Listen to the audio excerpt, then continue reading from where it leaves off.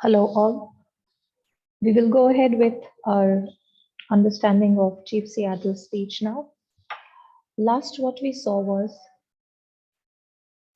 this part where the chief admits that the ancestors of the Red Indians, they loved these valleys, the rivers that murmur, and the magnificent mountains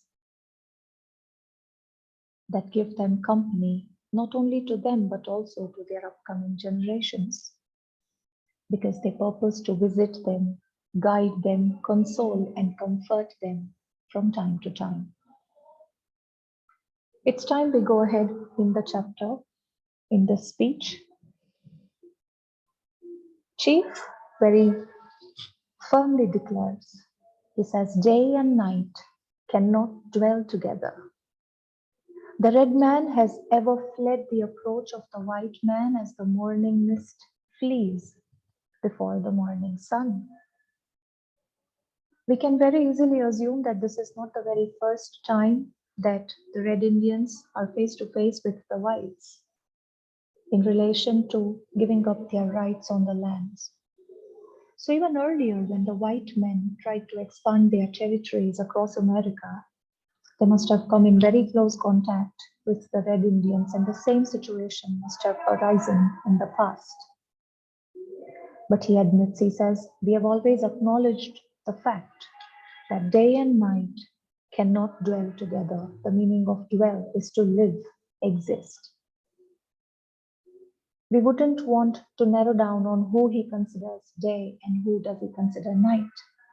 But he says they cannot exist together. This declares that maybe you and I, the white and the red Indians, might need to share the pieces of land, but we cannot exist on the same land at the same time. The red man, even in the past, has always fled meaning to escape, wanting to get in touch with the white Indians. Just like in the early morning when the sun comes out, the dew, the morning mist disappears.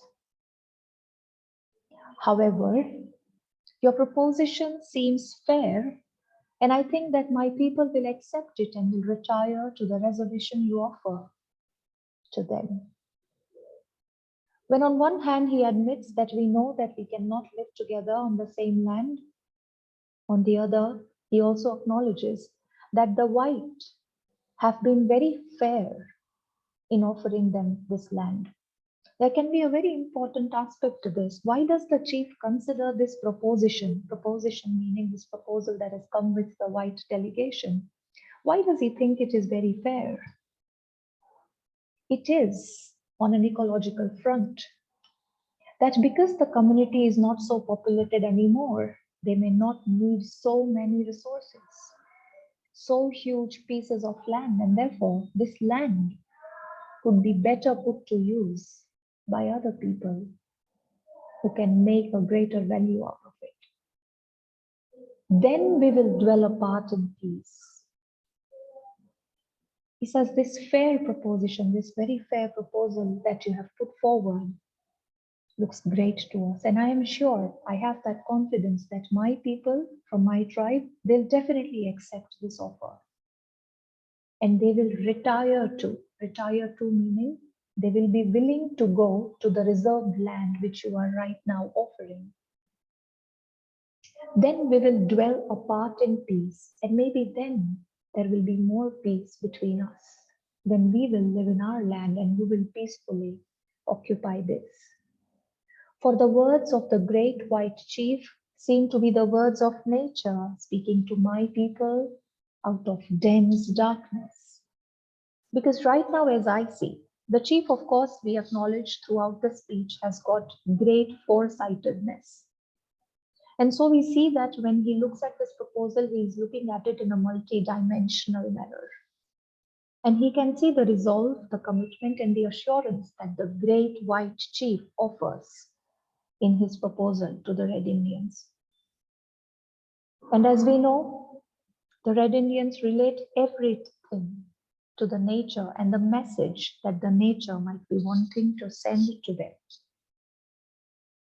So he says, perhaps this word that your chief sends to us, there is a message by nature for us, and we must not fail to read it. He talks further, saying, it matters little where we pass the remnant of our days. What does he say? He says, it matters little. When there is just little word used over here, it means almost no. It barely matters where we pass the remnant of our days.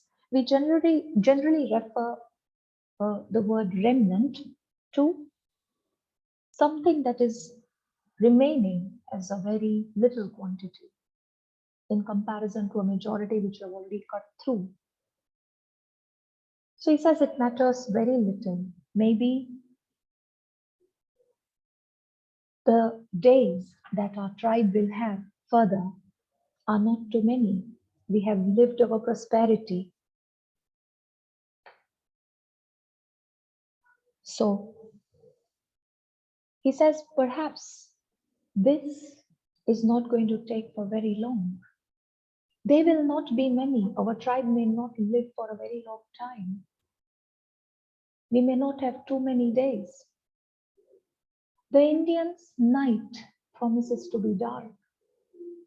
We saw that already, that the chief predicts that the tribe is on its downfall. It's not going to prosper any further. It is not going to be populating beyond this. And therefore, he can see that reserving to our limited land will be a wiser choice. So he says our night is going to be dark. The reference to word dark is always the enemy. Not a single star of hope hovers above his horizon. Star always refers to hope, as we see the direction star. We can see that the chief throughout his speech relates a lot of elements of nature to every indication that their God might be trying to send, either in the form of blessing or in the form of a caution or a warning. The valleys, the water, the mountains, the sky, the wind, the trees, the land, the greenery. And now he talks about the stars. He says these stars are not visible. There's not a single star we could see that could give us a little hope of a brighter future for our tribe. Sad voiced winds moan in the distance. There is absolute silence, and there is just this silence that sounds like moaning, that sounds like a sad cry of time as there is a downfall.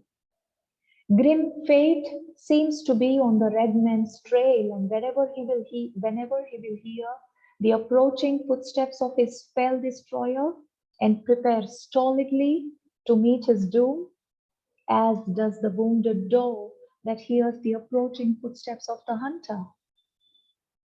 He says grim fate, meaning a fate that is not very bright or promising.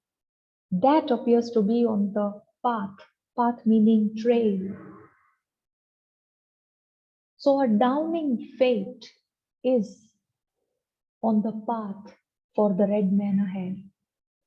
And whenever he will hear the approaching footsteps, whenever he will feel that there is some other community trying to reach out to them, it will sound like the footsteps of a fell destroyer. Fell meaning a group, a community. Destroyer meaning killer. Like a hunter goes to a forest to hunt the deer, where there's a lot of thrill and excitement. The deer and the community of the deer feel threatened because they know any of them will be hit by an arrow. And at that time, when this tribe will feel the same way and prepare stolidly to meet his doom, And at that time, the community will have prepared themselves mentally that now is our end. Doom meaning end. Just like a wounded doe is a young deer. When it's wounded already, it knows that it is not going to be able to escape the death or the catch of the hunter for far too long. So at that time, when the doe makes crippling footsteps ahead, that is how even the community will feel every time that another community will come to reach out and overpower. Going ahead, a few more moons, a few more winters, and not one of the descendants of the mighty hosts that once moved over this broad land or lived in happy homes, protected by the Great Spirit, will remain to mourn over the graves of a people once more powerful and hopeful than yours. He says, just a few more moons there are in the fate of our tribe, just a few more winters maybe. And after that, we will not be left with any descendants. We will not have any more of our generations who were once called the mighty hosts, the powerful owners of this place that moved over this broad land, who used to occupy royally, gracefully, this huge land, who lived in the happy homes around here, who were protected by our great ancestral spirit. But none of us will remain alive, even to cry next to the graves of people who were once more powerful than you are right now. But why should I mourn at the untimely fate of my people? It is a rhetorical question that the chief asks. He says, this is not the time when I should be mourning over, when I should be expressing my grief. Because the fate, the end of our tribe that we are meeting, untimely, something that has come before it is due. We shouldn't be crying right now. We shouldn't be grieving it. Tribe follows tribe and nation follows nation like the waves of the sea.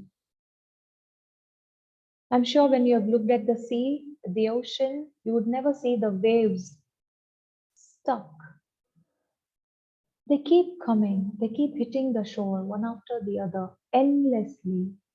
They've been doing this for endless centuries in the past, and they'll be doing for the endless centuries in the future. The chief uses this another example of nature only to suggest the permanence of change, the permanence of rise and fall, and the cyclical movement of life and power and influence and authority and occupancy and prosperity. So he says, today our tribe is on the downfall, you are on the rise. In the future, maybe you will be on the downfall and some other tribe will be on the rise. Just like it is that nation follows nation, somebody is on the uprise, somebody is on the downfall, just like the waves at the sea. It is the order of nature and regret is useless. The wisest part of understanding life is to know that you have everything if you want and still nothing belongs to you. So right now, maybe the Red Indians could be taking pride in this huge land that they own, but they must know that it is not of theirs permanently. So he says this is how nature works. Nothing is permanent. Today, what's yours will be occupied by somebody else in the future. Your time of decay may be distant, but it will surely come. For even the white man whose God walked and talked with him as friend to friend cannot be exempt from the common destiny. While acknowledging that the downfall of their tribe is due, it is right in front of them, and the whites may be appearing expanding in power, but they must also remember one thing, that very soon or maybe in a little distant future, even their downfall will come. Because this is a common destiny. This common destiny is a very important phrase here. Common destiny refers to end of everything. For a life, death is end. For a beginning, finish is an end. For wealth, becoming beggarish is an end. For faith, disbelief is an end. So he says this is common destiny. Everybody who rises is destined to fall. Everyone who is born is destined to die. We may be brothers after all. We will see. He says maybe in some future when we both understand some of the deeper mysteries of life, maybe we can be friends. Who knows? We will see. And then the chief goes on to give a direct reply to the delegation of the whites. You can see the picture on top where this white delegation is seated and they are talking. We will ponder your proposition, and when we decide, we will let you know. On one hand, you can see that the chief acknowledges all the things that are not going for them, that are not in their favor. They acknowledge that the youth has been irresponsible. They acknowledge that they have failed to protect themselves against the invasions of other tribes. They know that their population is shrinking, but at the same time, he hasn't lost grounds. He has been very, very clinical in his approach. He says, no matter what, we are very sure in a position to analyze your entire proposal. And once we are done that, we will let you know. But should we accept it? I, here and now, make this condition that we will not be denied the privilege without molestation of visiting at any time the tombs of our ancestors, friends, and children. This is one of the most important aspects of Chief Seattle's speech here, that although they appear to be coming on a surrendering ground to the proposition of the whites, he still has a very strong condition, which later on framed the Treaty of Grave Repatriation Act, which I have shared, of course, in my background idea on this speech. He very clearly mentions that no matter what, whether we give you this land or we don't, whether we move to another place or not, whether we surrender these lands to you and reserve ourselves to the reserved lands, we would want, without any condition, without any manipulation, a clear contract, a clear agreement between us, that none of us will ever be stopped from visiting the graves of our ancestors, our friends, our children that lie right here, that lie here on the land which we are going to give you. Because perhaps this he speaks in explanation to why he very firmly insists on having that land, the visiting rights to that land. Every part of this soil is sacred in the estimation of my people. Why do you think he's very insistent on coming to this land? Because he feels that this land, every particle, every pinch of dust is very innately related and is close to the heart of my people. Every hillside, every valley, every plain and grove has been hallowed by some sad or happy event in days long vanished. He says the hillsides, the valleys, the plains, the grove meaning a bunch of trees, they have all been filled with the sad and happy events from so many days in the past till date. Those days must have gone, but we still have our memories attached there.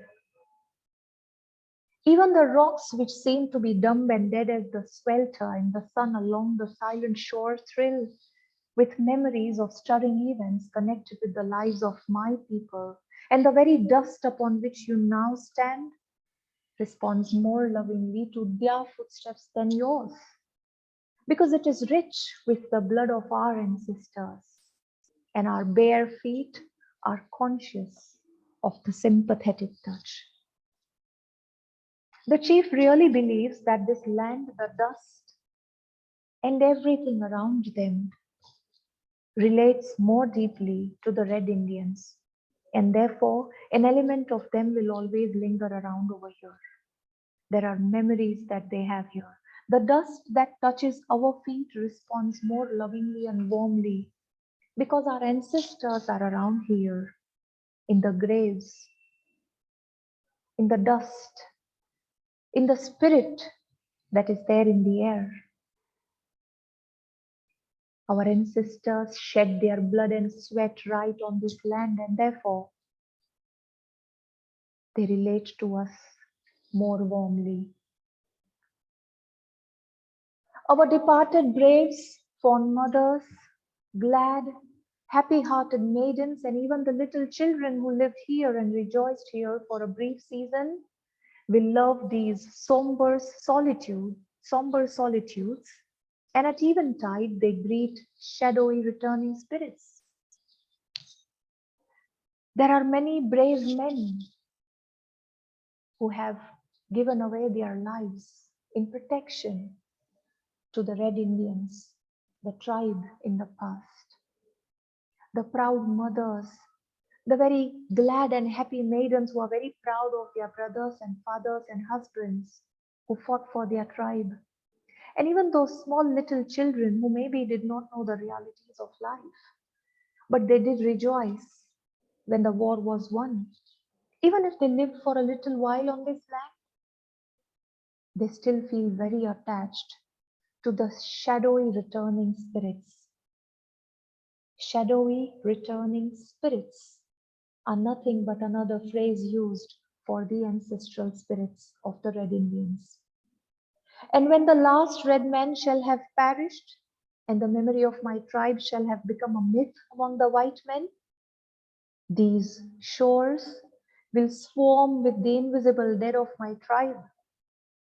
And when your children's children think themselves alone in the field, the shore, the shop upon the highway, or in the silence of the pathless woods, they will not be alone. It is quite probable that as the progressive mentality that you have, as the very modern thinking that you have, you may not believe in our ancestral spirits. But trust us, when in the future the memory of my tribe would have been wiped away from here, and when white men, you people, would be occupying this land, and when even your upcoming generations would be over here in the field, or whether on the shore, on the shop, on the highway, they will not be alone. They will always be accompanied by our spirits, who do not just promise to guide and protect and give warmth to us, but also to you, because now you live in our land, you live in our home. In all the earth, there is no place dedicated to solitude. At night, when the streets of your cities and villages are silent and you think them deserted, they will throng with the returning hosts that once filled them and still love this beautiful land. This is actually the crux of Chief Seattle's speech, particularly the spiritual part of it. He says, in this entire earth, there is not one place which you can think to be completely solitudish. There is no place where there is nobody but you. You're always accompanied by one or the other. At night, maybe on the streets of your cities, And on the villages, you might be walking alone and you might think you are alone, but my dear, you are not. Similarly, at this place, where we are standing right now, which will in the future be occupied by you. And when you're walking alone in the night, you might think that you are alone, but you're not. Because our hosts will be returning. Hosts is another word which is used for the ancestral spirits, that they'll keep coming back here because they still love this beautiful, beautiful, magnificent land. The white man will never be alone. Let him be just and deal kindly with my people. He says, therefore, now that we realize what equation you are going to share in the future with us, with our ancestral spirits, let me suggest something. That owing to this fact, I would suggest that the white man continues to be fair and deal very kindly with my people. Because the dead are not powerless. Because understand that the dead have only left the body. The spirit sustains. And the spirit is as powerful as God himself. Dead, did I say? Oh, there is no death, only a change of world. He says, oh, did I mention death? But death is only in relation to the mortal body. So what we feel is there is nothing like death. It is only a change of worlds for an awakened spirit. That is the end of explanation for Chief Seattle.